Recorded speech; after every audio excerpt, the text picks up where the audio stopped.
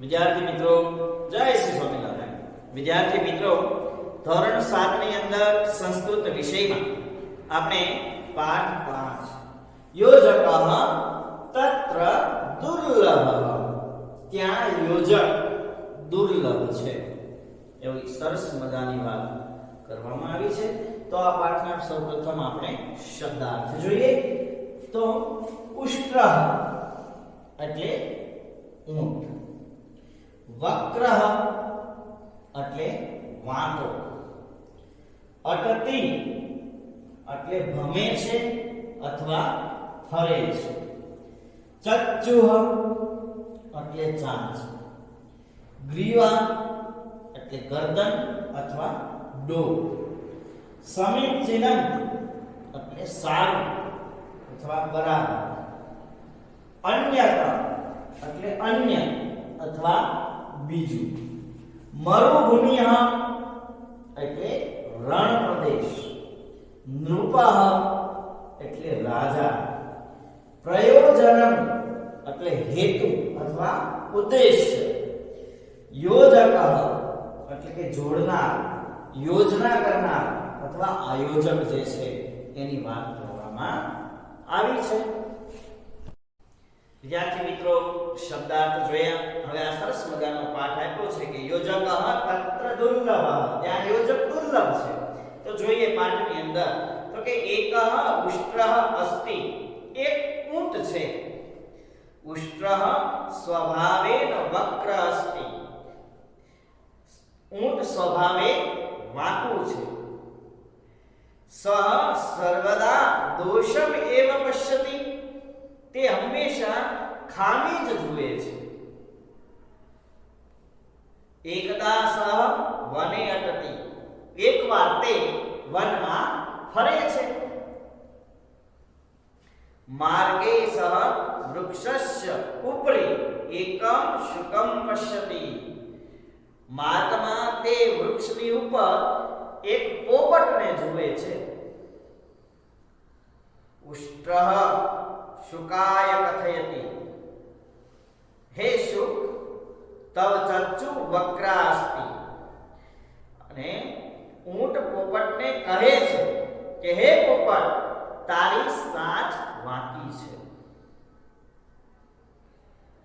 શુકઃ લજ્જામ અનુભવતિ, પોપટ લજ્જા અનુભવે છે, શરમ અનુભવે છે. અને ઉષ્ટ્રઃ હસતિ અગ્રે ચલતિ, ઊંટ હસે છે અને આગળ ચાલે છે. વિદ્યાર્થી મિત્રો, કોઈ પણ હોય, કોઈની ખામી હોય તો આપણે જાહેરમાં કોઈ પણને કહીએ તો લજ્જા શરમ અનુભવે, વાત સ્વાભાવિક. એટલે ઊંટે કીધું કે ભાઈ તારી ચાંચ વાંકી છે. આ પોપટ સાંભળી અને શરમ અનુભવે છે. ત્યાર પછી કહે છે કે માર્ગે સહ કુકુરમ પશ્યતિ, માર્ગમાં તે કૂતરાને જુએ છે. ઉષ્ટ્રઃ કુકુરાય કથયતિ, એમ કહે છે કે ઊંટ કૂતરાને કહે છે કે હે કુકુરમ, તવ પુચ્છમ વક્રમ અસ્તિ, હે કૂતરા, તારું પૂંછડું વાંકું છે. કુકુરઃ લજ્જામ અનુભવતિ, કૂતરો પણ લજ્જા અનુભવે છે, શરમ અનુભવે છે. ઉષ્ટ્રઃ હસતિ અગ્રે ચલતિ, અને ઊંટ હસે છે અને આગળ ચાલે છે. માર્ગ માર્ગે બકઃ અસ્તિ, માર્ગમાં બગલો છે. બકમ દ્રષ્ટવા ઉષ્ટ્રઃ વદતિ, અને એમ કહે છે કે બગલાને જોઈને ઊંટ બોલે છે. તવ ગ્રીવા વક્રાસ્તિ, અને એને કહે છે કે તારી ગરદન વાંકી છે.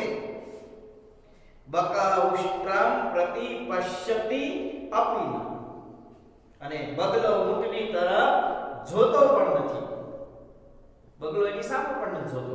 ઊંટે કીધું કે ભાઈ તારી ગરદન ડોક છે એ વાંકી છે, પણ બગલો એમાં ધ્યાન આપતો નથી, એની સામે પણ જોતો નથી. માર્ગે શૃંગાલઃ મિલતિ, માર્ગમાં શિયાળ મળે છે. શૃંગાલઃ પૃચ્છતિ, અને કહે છે કે શિયાળ પૂછે છે. ઉષ્ટ્રભ્રાતઃ કથમ અસ્તિ, ઊંટભાઈ કેમ છે? સ્વાસ્થ્યમ સમીચીનમ વા, સ્વાસ્થ્ય સારું છે ને? ઉષ્ટ્રઃ વદતિ, ઊંટ બોલે છે, સ્વાસ્થ્યમ સમીચીનમ કિંતુ અન્યત કિમપી સમીચીનમ નાસ્તિ. ઊંટ બોલે છે કે સ્વાસ્થ્ય સારું છે, પરંતુ બીજું કાંઈ પણ બરાબર નથી. શુકસ્ય ચક્ષુ વક્રા, કહે છે કે પોપટની ચાંચ વાંકી છે. કુકુરસ્ય પુચ્છમ વક્રઃ, કૂતરાનું પૂંછડું વાંકું છે. બકસ્ય ગ્રીવા વક્રા, અને બગલાની ગરદન વાંકી છે. શૃંગારઃ વદતિ, શિયાળ કહે છે કે શુકસ્ય ચક્ષુ વક્રા કિંતુ સહ મનુષ્યવાણી વક્તુ શક્નોતિ. સરસ મજાનું કીધું. સાહેબ શિયાળ કહે છે કે પોપટની ચાંચ વાંકી છે, પરંતુ તે મનુષ્યવાણી બોલી શકે છે. જો એ કાંઈ વાંધો નહીં ભાઈ, શિયાળ કહે છે ઊંટભાઈને કે ભલે એની ચાંચ વાંકી છે પોપટની, પણ એ મનુષ્યવાણી બોલી શકે. જો મનુષ્યવાણી બોલી શકે પોપટ, ઘણી જગ્યાએ આપણે જોઈએ છીએ મારો પોપટ સીતારામ બોલે, આમ બોલે, વાત કરે. એટલે પોપટ સરસ મજાની મનુષ્યવાણી બોલી શકે છે, ભલે એનામાં ખામી, એની ચાંચ ભલે વાંકી. પછી કહે છે કે કુકુરસ્ય પુચ્છમ વક્રમ કિંતુ સહ સ્વામી ભક્તઃ અસ્તિ. સરસ મજાનું કીધું કે કૂતરાનું પૂંછડું વાંકું છે, પરંતુ તે સ્વામી ભક્ત છે. કૂતરા બધા પાળે છે, શા માટે? કે કૂતરો છે એ પોતાના ઘરના માલિકનો વફાદાર છે, એટલે માણસો કૂતરાને પાળે છે. કેવું લાલન પાલન કરે છે, સાચે ને ઘરનું. સરસ મજાનો કૂતરાઓને સાચવતા હોય છે. શા માટે? તો કે સ્વામી ભક્ત છે. એનું પૂંછડું ભલે વાંકું રહ્યું, પણ એ સ્વામી ભક્ત છે, જે પાળે અને પૂરેપૂરો વફાદાર રહે, એવું એનું કામ છે.